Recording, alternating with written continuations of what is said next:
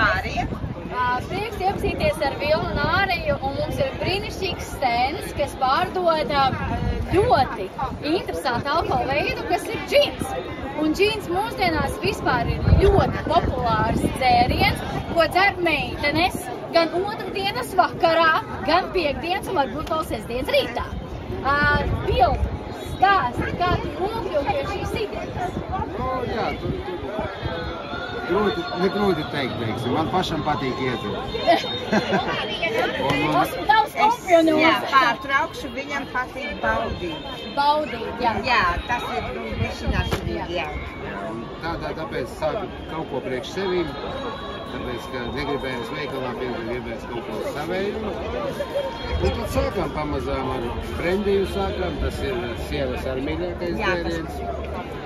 Tad mums ir ozols, tad mums ir bērzačaga, tas ir tādi latviski tradicionāli vairāk latgalieši, makaukai līdzīgi. Tad ir džins un tīrais šņabis, kas arī ir teiksim. Viss baudāms, viss ir visu. Skaisti. No kuras puses Anglē jūs esat? Es esmu no dienvidu puses, tas ir Beizmakstava. Tā ir leja. Ja es pareizi saprotu, tā ir Londonas kaut ko. Tas ir starp Londonu un Southamptonu pa vidu, zem 3, tieši pa vidu.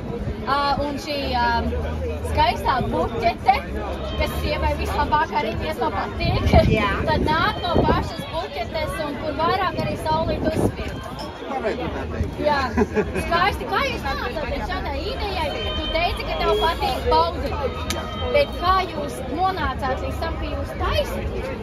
Tas drīzāk sākās ar tādu kā hobiju, teiksim, 2009.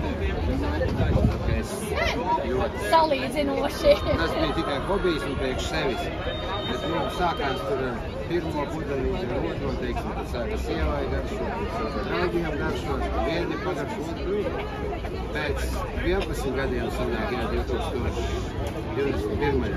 Mēs izdomājām uztaisīt oficiālu firmu, kur varēs piedāvāt, lai izbauda visu īpaši latviešu. Mīļš jums paldies, ka jūs esat piedalījušies šajā skaistajā pasākumā. Tas silda manu sirdi, noteikti arī mūsu skatītāju sirdi. Tā kā mīļš jums paldies abiem un lai dzīvo tālāk. Paldies, ka apstājāties pie mūsu labā galdiņa. Lai laiva dzīvo. Un izbaudījāt, jā, paldies.